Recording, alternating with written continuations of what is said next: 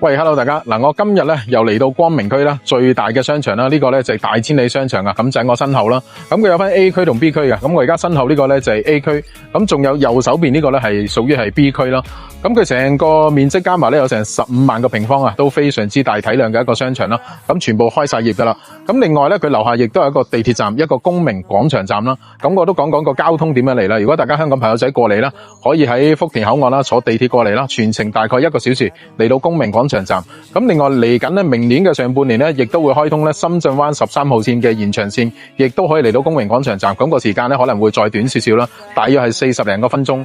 咁今日主要嚟咧係同大家咧睇一睇咧，我哋一個大千里商場上蓋嘅一個咧就係公寓嘅樓盤啦。咁呢個樓盤咧叫天匯城啊。咁我哋早前咧其實都有拍攝過噶啦。咁主要嘅產品咧有2房同埋3房，而且佢戶型嘅格局咧就非常之似我哋一個住宅嘅產品啦，有緊住啦，亦都可以帶明火啦。咁無坯交付又有啦，亦都可以咧做埋有裝修嘅效果嘅。咁我哋而家第一時間咧上去同大家咧去睇一睇呢一種產品先。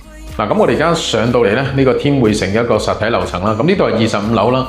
電梯大堂咧就係呢個位置啦。咁佢總共咧係有4部電梯嘅。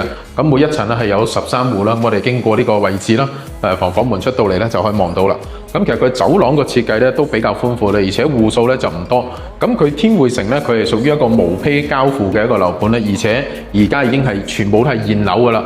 買邊間就睇邊間。咁我哋是但咧就揀一間啦。咁就呢間同大家睇睇啦，佢無坯交付嗰個狀態啦。咁當然轉個頭我亦都會帶大家咧去睇下佢大咗裝修嗰個效果係點樣樣嘅。咁呢個咧係一個67平方2房嘅單位啦。咁我哋入到嚟呢個位置咧就係餐廳啦。咁前邊就係客廳位嚟噶啦。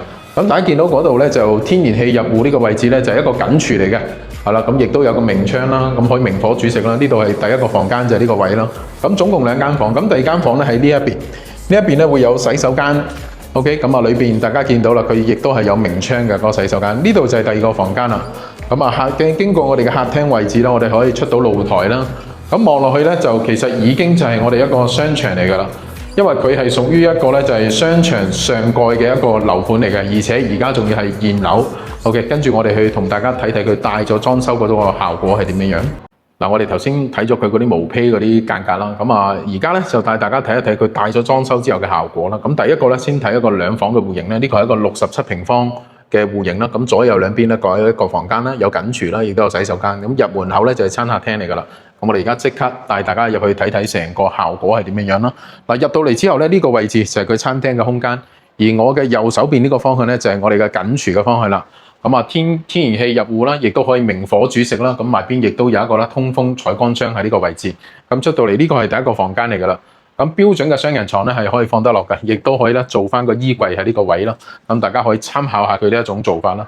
跟住再出到嚟咧就係我哋一個客廳嘅位置啦。開間去到2.8米嘅呢個位，咁亦都帶咗我哋一個咧東南朝向嘅一個露台啦。景觀非常之開揚嘅呢個朝向，基本上前邊都冇乜遮擋㗎啦。跟住再嚟到咧，我哋去第2邊，咁我哋睇睇呢邊咧就會有一個咧就係乾濕分離嘅洗手間喺呢個位置啦。咁入邊淋浴嘅空間亦都係相當大嘅，亦都帶咗個明窗啦。跟住第2個房間就係呢個位置啦。咁左右兩邊嘅房間咧，嗰個 size 係差不多嘅，咁亦都可以放到個雙人床啦，放到衣櫃啦。咁佢呢一個樓盤咧，佢係正常就係無坯交付㗎啦。咁報翻個價錢俾大家，67方嘅2房咧，佢係140萬左右嘅一個起步價啦。咁佢亦都可以做按揭嘅，4.5成嘅首期，首期入碼係63萬，月供大約係7800蚊左右嘅。咁仲有一個3房嘅，同大家去睇埋。咁我哋咧而家就嚟到睇呢一套咧，就係79個平方咧，佢呢個3房嘅格局啦，而且咧係帶咗裝修嘅效果。咁我哋可以睇睇呢個戶型圖先。咁首先佢個佈局咧，呢度會有個緊廚，跟住咧就係餐客廳啦。3個房間連埋咧就有個洗手間，仲有一個露台。咁我哋而家逐步咧入去咧，同大家睇睇咧佢成個裝修嘅效果係點樣樣嘅。咁首先咧就會係呢個廚房成個空間。比較少有咧就公寓帶有緊廚啦。而且佢仲係通天然氣咧，亦都可以明火煮食嘅。OK， 呢邊就會去到我哋一個咧就係餐廳嘅位置啦。咁連埋呢個客廳嘅空間啦。咁個開間咧就去到2.8米咁啊，都比較寬闊㗎啦。咁出邊亦都帶咗個露台啦。咁嗰度亦都可以放到我哋嘅洗衣機啦，亦都有來去水位啦。對面咧就係我哋1期嘅住宅產品啦。咁而家個均價咧約莫係4萬蚊左右啦。咁呢個朝向咧係屬於係西南朝向嘅。跟住再帶大家咧去睇睇我哋靜區成個佈局啦。咁先嚟睇睇呢個咧就係乾濕分離嘅洗手間啦。咁空間感相當之大嘅，而且咧係帶有明窗嘅呢個洗手間。房間有3個，呢個咧係第1個房間。咁可以俾大家睇睇個空間成個感覺啦。咁啊可以擺到床啦，亦都可以放到個衣櫃嘅。跟住第二個房間呢間就設計咗做咧就兒童房，呢間會稍為細少少啦，就只能夠放到個單人床喺呢個位置啦。咁啊最後咧我哋就嚟到呢個咧就係主人房嘅成個空間啦。咁啊呢邊可以參考下啦，做翻個衣櫃啦。咁呢度亦都擺到個雙人床啦。咁景觀朝向同我哋嘅客廳係一樣嘅，佢都係屬於一個西南朝向噶啦，係啦。咁而家呢個天匯城咧，佢實際咧就係無坯交付嘅，咁個總價咧就係170萬起步啦。咁佢亦都可以做按揭啦，4.5成嘅首期，76萬5千嘅首期啦，月供10年啦，約莫係每個月係9500蚊左右嘅啫。